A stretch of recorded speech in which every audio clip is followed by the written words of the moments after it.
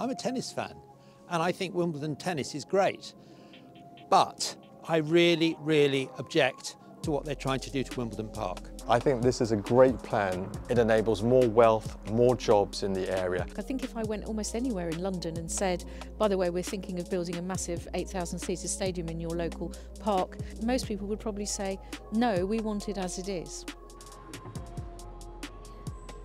It's a project dividing the community, a massive scheme that would see the expansion of one of the UK's top sporting events, the Wimbledon Tennis Championships. So why the row? Well, it hinges on how much space the tournament should be allowed to occupy, and a process that some residents fear could have major implications for the future of green spaces across London. On my right, we have the Wimbledon Tennis Championships as they currently exist, and on my left, a golf course that they want to expand into. Wimbledon is one of 4 Grand Slam contests in the world, the others being the Australian Open, the French Open and the US Open. But what the All England Club argues is that they, in order to compete with their global rivals, need more facilities. Their qualifying event is currently hosted about 3 miles away in Roehampton, and for players that then make it through into the main part of the tournament, what the club says is that they have the most limited practice facilities of any of the Grand Slam contests. So they argue that really in order to give Wimbledon the edge, it needs these facilities. But there are concerns locally about what it would mean to build on that golf course in terms of the area's biodiversity and its heritage.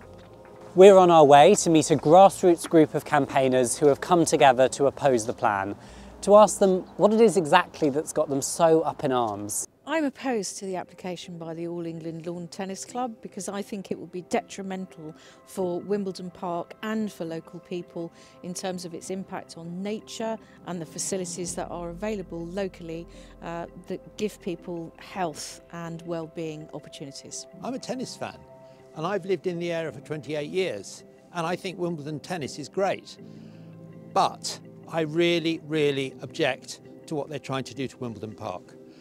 And so do a lot of other people.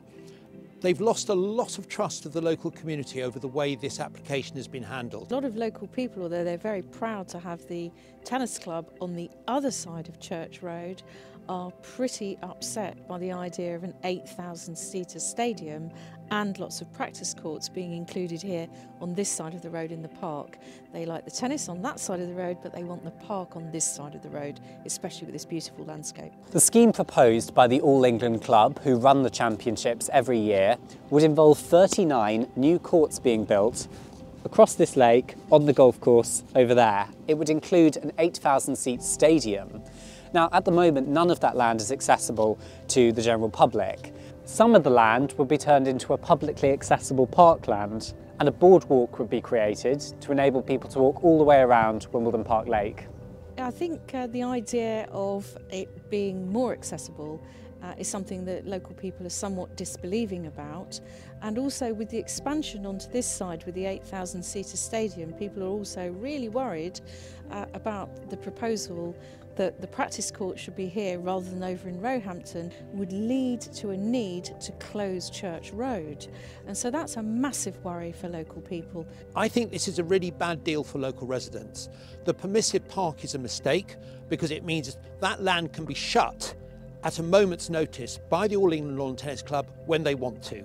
So the idea that somehow we're getting a bigger park doesn't wash with me. If they were serious about it, they'd put the land into trust and make sure that local residents could enjoy it at all times, not just when they say so. I actually love the tennis.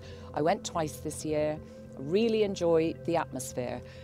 But to be honest, for this area, there really isn't enough space for another 10,000 people or more every single day to come in to this area. The infrastructure just can't handle it. It's NIMBYism.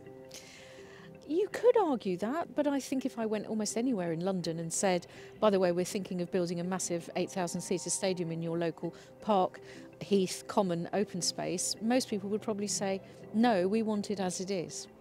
Wimbledon Park, which was landscaped in the 18th century by Capability Brown, is today known as Metropolitan Open Land in planning terms. That means that it's afforded the same level of protection as the green belt. And so when those residents say that they're worried about trees being chopped down or about habitats being lost, they're not just worried about this site.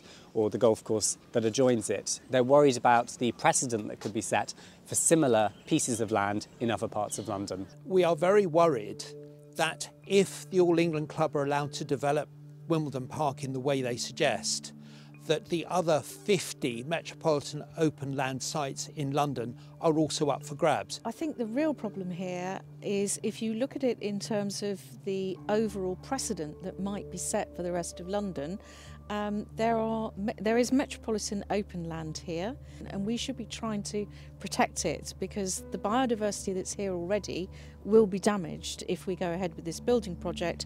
And 300 trees, mature trees, we can see how beautiful the trees are today in their autumn colours, that could all be lost.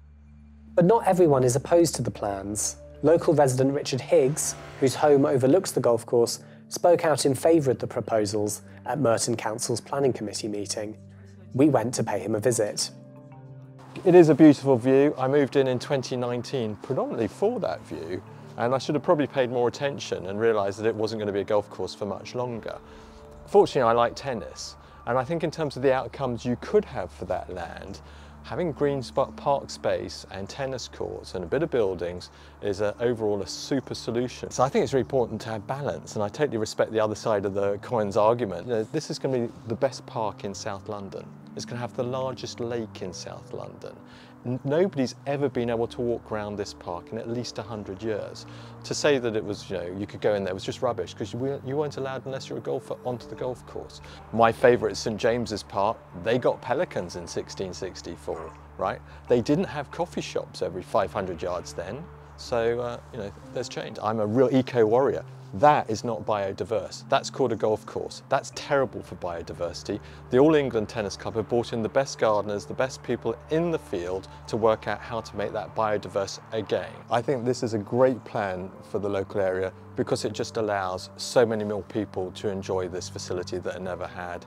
It enables more wealth, more jobs in the area, and it ensures that this remains parkland. So will the project get permission? Well, that's difficult to say because the land of the park and the golf course falls across two different boroughs. To the north, Wandsworth has said no, and to the south, Merton Council has said yes. So next, the project moves up to City Hall, where ordinarily Mayor Sadiq Khan would make a decision on whether it could be granted permission or whether it needs to be looked at in more detail.